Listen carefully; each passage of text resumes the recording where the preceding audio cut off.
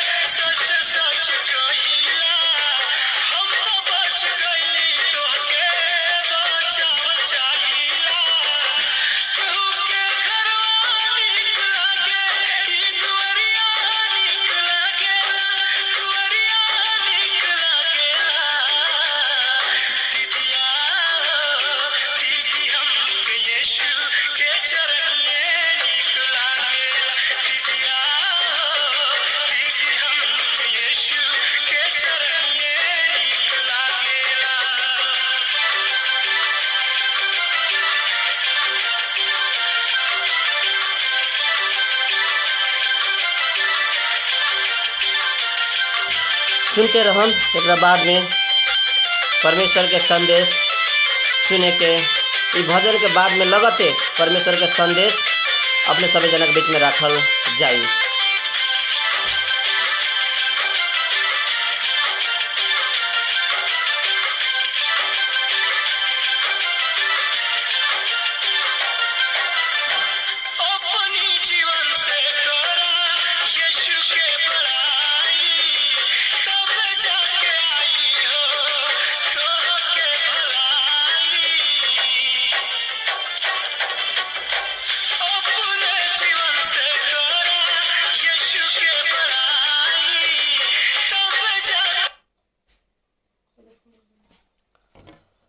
अपने सभी जना के बीच में इस समय परमेश्वर के संदेश बांटे के अपने सभी जना के बीच में एक अवसर मिलल।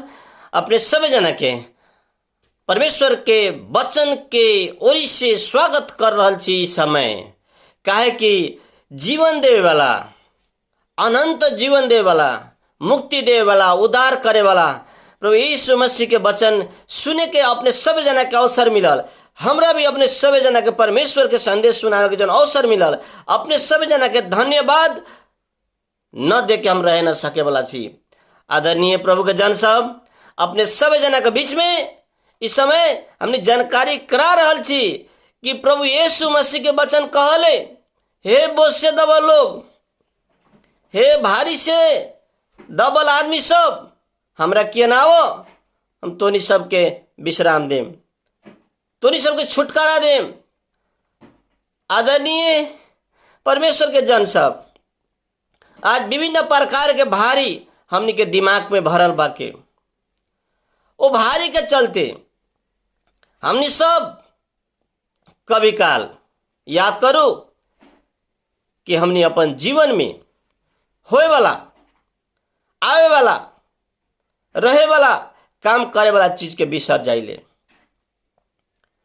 आदरणीय प्रभु के जन सब अपने सभी जना के हम बतला रहा छी कि अपने अपन जिंदगी में अगर अपन घर बना रहा छी तो जरूर अपन घर के जग बरियार करम। आ जे व्यक्ति जग बरियार करले वो व्यक्ति बुद्धिमान होकले। बाइबल में लिखल बा बुर्बक आदमी या मूर्ख आदमी अपन घर बालू पर बनेलक, लेकिन समझदार व्यक्ति बुद्धिमान व्यक्ति अपन घर चट्टान पर बनेलक। आदरणीय प्रभु के जन सब, इस चट्टान के ए बालू के पर बनावल घर के विषय में अपने के बतला रहा छी। सबसे असलियत घर इस संसार में वो घर बा जे अपन बाबू माई के खुशी के समेट के, खुशी के लेके, खुशी कह के अपन जीवन के निर्माण कर रहा बा के। अपने सब जना के जानकारी बा हमनी के जग बरियार होए के लागी हमनी के बाबू माई कितना दुख सहलक। मतारी हमनी के 9 महीना तक अपने और हमनी के पेट में रखलक। ओकरा बाद में 10 बरस तक हमनी के सेवा टहल, बहुत ज्यादा सेवा टहल कहलक, जौना के चलते हमनी सब जवान भेली। इस जवान के रिजल्ट, इस जवान के परिणाम, इस जवान के काम अपने के अपन बाबू माई से अपने के व्यवहार केहन बा याद करू। अपने के यहां तक कौन पुगैलक? बाबू माई कितना दुख दशा सह के। ये सब अपने काहे बतला रहल छी? आज बहुतो व्यक्ति बाड़न जौन अपन बाबूजी के, अपन माई के वृद्ध अवस्था में, बूढ़ अवस्था में अगर बाबू माई अपना बाल बच्चा से अगर एक लोटा पानी मांगे, नया कपड़ा मांगे, नया खाए वाला कोनो चीज मांगे, अगर कुछ सुने के लागी बुलावे तो हमनी के बाबू माई के बात सुने के लागी फुर्सत ना होखले। बाबू माई के चाहल चीज खियावे के लागी पैसा ना होखले। हमनी के जुगा ताश में न खाए वाला चीज सब खाए के किन के लुटावे में पैसा रहले। बाबू माई के एगो दूध दही या फल फूल मांस मछली कुछ निमन सुंदर चीज मांगला में हम लोग पैसा न रहले। बाबू माई के दूगो बात सुने के लिए समय न रहले। लेकिन फिल्म जुगा ताश में समय घंटों घंटा बीत जाले। बाबू माई के एगो बनिया खाए के लागी कोनो चीज मांगल तो हमने के पैसा न रहले, लेकिन कितना पैसा लुटा ले सी। आदरणीय प्रभु के जन सब, अपने के हम जानकारी करा रहा छी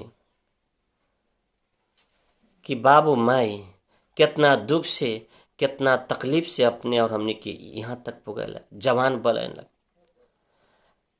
इतना बात याद करू, जैसे बाबू माई जवान से बूढ़ भेल, जैसे अपनी लड़का से जवान भेली, जैसे बाबू माई जवान से बूढ़ भेल, एक दिन हमनी सब भी बूढ़ होए।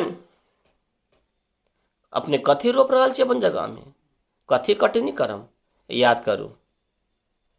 कहल कि बानर अपन घर न बनावे, दूसरा के भी न बनावे देवले।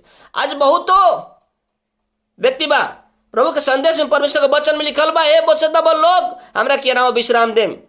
परमेश्वर के वचन में लिखल बा ईसा मसीह के जगह में आए वाला व्यक्ति के उदार मुक्ति मिलले, जीवन मिलले, असल शिक्षा के वातावरण से बनावल जाले, सजावल जाले, निर्माण कल जाले। लेकिन आज बहुतो ओहन बा जौन की परमेश्वर के संदेश के खिली उड़ा देवले, कोनो ओइट कोनो इज्जत न करले। लेकिन इतना बात याद करू, चिलोरवा के 80 जोजन लौकल, लेकिन कथी न लौकल गिदवा के से थावा के चिल के कहू कि 80 जोजन लौकल, लेकिन कथी न लौकल। आज हमने के अपन बाप माई के, अपन बाप मतारी के, अपन घर परिवार के, सब अपन परिवार के अगर आदर न कर रहा छी, प्रेम न कर रहा छी, इज्जत न कर रहा छी, इतना बात याद करू, इतना बात याद करू।